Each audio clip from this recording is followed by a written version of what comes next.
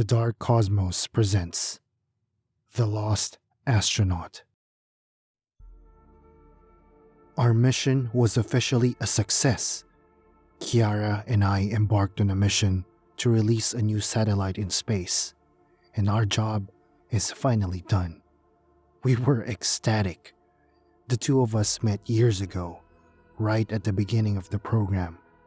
And now, here we are, a couple of young astronauts celebrated by the entire world after successfully releasing a satellite in a previously unexplored area for humanity. This was a big deal. The things that this satellite would detect could change our perception of the entire universe. Not bad for our first mission in space. It was just the two of us in that ship. We were still celebrating, not too far from the satellite we left behind, when the news surprised us. We were not alone, here in this unfamiliar territory.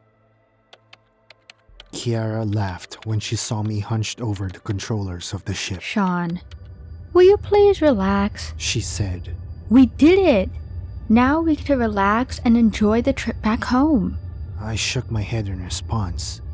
Hey, there's something wrong. Look, our sensors detected something nearby, I told her, pointing to the unexpected little blue dot blinking on the screen in front of me. That can't be right. Kiara coughed. She looked as startled and concerned as me. It's not that we were considering the possibility of an alien spaceship, but this couldn't be good. This wasn't supposed to happen. Are you sure it's not a mistake? Maybe it's the satellite. No. I shook my head and explained. The satellite is over here. This is something else. But, Kiara, the way our scanners detect it, this thing is from NASA. What? My partner exclaimed. I knew it sounded crazy. Nothing from NASA was expected to be anywhere around here. So what? It's probably a stray old satellite, dead and gone, out of orbit, sad but insignificant, right? You think? I asked her. I seriously had doubts, and there was an itch under my skin, urging me to find out more about this little surprise in the middle of nowhere. Plus, I wasn't quite ready to go back home. Do you want to go check it out? In response to my answer, Kiara shook her head slowly, but she smiled mischievously. I knew my friend. I knew she felt the exact same instinct for adventure. So, in the blink of an eye, we jumped back on our seats, changed the course of the ship, and exchanged looks of excitement. We were all right. We had more than enough fuel and resources to afford a small detour. These long missions were expected to take years. This wouldn't be a big deal. We could barely contain our excitement. That is, until we got to see exactly what was that unexpected company we had. When we got a view of it, at first, we were stunned into silence. Our brain couldn't process what we were seeing. Our confusion was overwhelming. And then, suddenly, Kiara grasped my arm tightly and gasped. Thomas! What? I exclaimed with furrowed brows. Thomas Torres, 20 years ago. The lost astronaut? Holy shit! I exclaimed. This time, our silence was even greater. Our thoughts were running several miles a minute, and there was no way to put what we were feeling into words. I remember bonding with Kiara and other friends in those early days of training about how the legend of Thomas Torres inspired us all to dream of becoming astronauts. I couldn't wrap my mind around the fact that I could be so close to the legend itself. Are you sure? I mean, it's very, very unlikely, right? His ship malfunctioned and went off radar 20 years ago, Kiara, I said with my eyes still glued on the scene in front of us. Exactly. she replied with absolute confidence. Think about it, Sean. There's nothing supposed to be here but us and the satellite. Nobody back home knows about this thing floating here, but nobody was searching this area. You can't look at that thing and assume it's anything but a lost spaceship. She was right, and I knew that. We were watching an old model of a spaceship that still somewhat resembled ours. It had missing pieces floating all around it, like the rubble of a broken dream. I remember the entire world mourning the loss of Thomas Torres. This is horrible, I sighed. Can you imagine what it must have been like? Kiara said. Her voice was distant, and her eyes were sadly dulled. Picture yourself single-handedly piloting the biggest spaceship in history so far, knowing the entire world was out there cheering for you, and you're so far above the earth, you're like a god. But then you realize you're also all alone when problems arise. When the first alarms go off, just to never go quiet again, one after the other. They're not helpful. The only frantic announcements of your inevitable demise. You try everything you can. You put years of training and studying to work, and it's useless. There's infinite darkness around us, walls closing in, oxygen running out. You can't even predict how long it will take you to die. You just know you're never going home again. When she was done talking, I felt like a ghost has passed through the cabin. I feel a chill down to my bones, and something in my heart breaks irreversibly. But Kiara isn't doing much better than me. In fact, she seemed so troubled, as if she had unwillingly fallen into a daze. She only came back to herself when she felt our ship start to move again. We were moving forward, toward the missing ship. What are you doing? She asked me, confused and only mildly alarmed. I couldn't say out loud that the main thing pushing me ahead was curiosity. I just hoped she felt the same way. Instead, I said, "I think he would like to go back home, don't you think?" She smiled as soon as she heard my words, and then I added, "If we can find his body and bring it back, he will come back like a hero." Kiara chuckled, but sat down next to me, and we began an improvised rescue mission. It was a long and complicated process, since there would be nobody on the other end to reply and allow the connection between both ships. We had to maneuver our ship as well as we could to make the connection by force. It wasn't too grave that we couldn't achieve a clean and secure connection. We would still be crossing the gates between both ships wearing our suits, which provided enough safety and oxygen for us to move confidently. As fascinating as this adventure was, we knew we had to act quickly. If the trash floating around the ship crashed with ours too badly, there could be serious consequences. Opening the gates of the abandoned ship wasn't easy. It required all our strength combined, but finally, we got the old bolts to give in. We hadn't even entered the ship when we received the worst sign of danger. There was a sound coming from inside. The second the door opened, we clearly heard scuffling sounds in the depth of the dimly illuminated hallways. I heard Kiara gasp softly, so I attempted to joke. "It's okay. It's probably just a stray cat." My partner rolled her eyes. Then I just hope it didn't find the pilot's body before us, she replied. I grimaced and refrained from adding anything else. We crossed the gates, locked the doors behind us, and then we were officially in the ship of our long-lost hero. The fact that we could find his body around any corner gave me goosebumps. Or maybe not find his body? On top of our already emotional mission, there was the unsettling place we were in. To say the ship was eerie would be an understatement. It wasn't completely quiet, which really surprised us. I would have expected this to be the quietest place I'd ever been in, but it wasn't.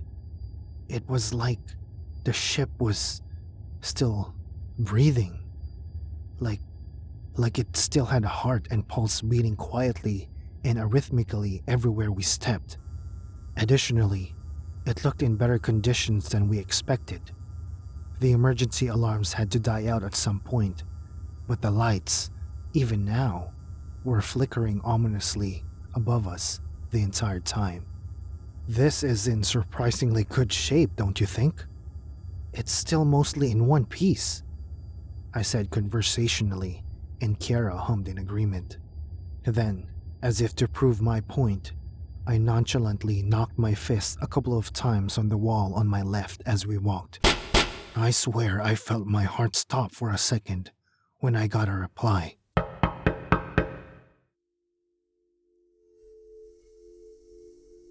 An identical, but considerably louder knock came from the other side of the wall.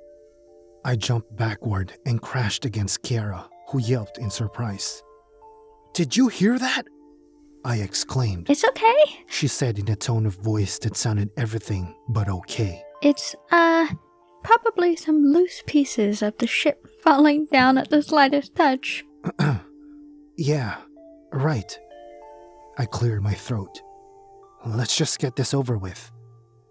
Instantly, we started walking again, keeping a cautious distance from the walls and keeping quiet about the shuffling sounds we heard all around us. We attempted to be quick, but right when we turned the first corner, we gasped in surprise once again. Well, damn. Kiara laughed. Looks like running out of oxygen was not one of our friend Thomas's concerns. Her words were in allusion to the room we found ourselves in. Apparently, Thomas Torres' ship was equipped with a very nice laboratory that included a secondary supply of oxygen, a greenhouse. But over the course of the 20 years since the ship's disappearance, the plants had expanded over their safety containers. And now, Kiara and I were staring at a little wild jungle in the middle of an abandoned ship. At first, we laughed, marveled at the fairy tale-like scene. But then, 3 things happened in rapid succession that changed everything for us. First, there was the shadow. My partner was studying the laboratory, but I had my eyes fixed across the room. There was something there, something moving, some kind of shadow. I thought it could be smoke, but then I heard the unmistakable sound of footsteps. I was holding my breath, and when I opened my mouth to say something, the figure moved away, rushing into a different hallway. I took a step forward, ready to do something, anything, but Kiara stopped me. She was frowning as she studied the wild plants surrounding us. Sean, She called me. this is very strange. It's surprising enough that the plants managed to break out of their enclosures and survive, but look at the structure surrounding everything. All of this had been modified. Thomas must have found a way to expand his supply of oxygen. But that surely can't be enough to keep a person alive, right? I asked her, a little distractedly because I was desperate to mention the presence I noticed a moment ago. However, I was interrupted again. No, it is not enough. But I've been living for 10 years with only half of everything, so who cares? My partner and I screamed and jumped at the same time. We turned around so hastily, we nearly stumbled down, and Kiara gripped my arm tightly. Fuck! She exclaimed with a broken voice. Thomas Torres was alive. The legendary astronaut that went missing and became a generation's hero. He was standing right in front of us, with a beating heart and breathing lungs. I would recognize this man anywhere and any time, but that wouldn't have been necessary. His situation was one of a kind in history, and on this monumental occasion, all I thought to say was, 20 years. Huh? The old man barked at me. It's been 20 years. not 10, I stuttered. Whatever. He waved a wrinkled hand and his frown deepened as he studied us. Listen here, the pathetic resources I have are barely enough to sustain me. There's no space here for another family. Now get out of my house! The heartbreak I felt was reflected in Kara's expression. Our childhood hero had succumbed to senile dementia. Sir, I just want to say, you have been such an inspiration and— Kara attempted to say, but he rudely interrupted her. I said get out! Thomas yelled, so impassioned his frail body shook and a trail of spit fell from his dry and cracked lips. I think Kiara tried to argue, but I didn't listen. My eyes were focused elsewhere, a few inches above Thomas's head. At first, I thought it was nothing, but the thin trail of dark smoke quickly became undeniable. My eyes trailed upward, following the smoke that seemed to lick down from the ceiling down to the old man. What I saw shocked me to my core. There was a hole on the ceiling of the laboratory, and from it was hanging a black claw, something straight out of a nightmare, something reptilian, slender and long and moving straight down to Thomas. "Move!" I yelled and pushed him and Kara away at once. The three of us stumbled down to the floor in time to watch that wretched beast fall down from the ceiling. My dear!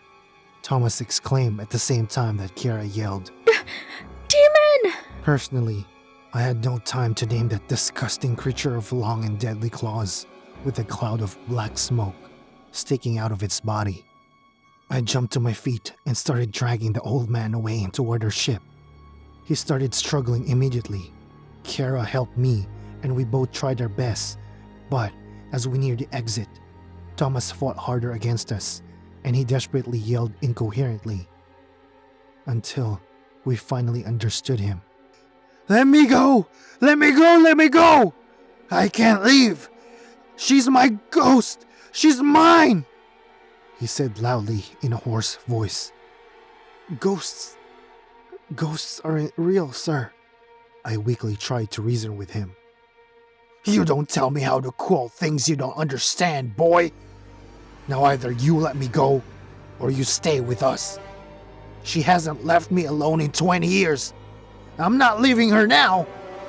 Kiara understood before I did. She let go of his arm, and the old man fell down to the floor with a thump. He was crying so hard. My partner and I were clear on something. This man was not going to come with us, and nobody on earth would ever believe what we just experienced. The only thing we could do was save ourselves before it was too late, before it takes us to.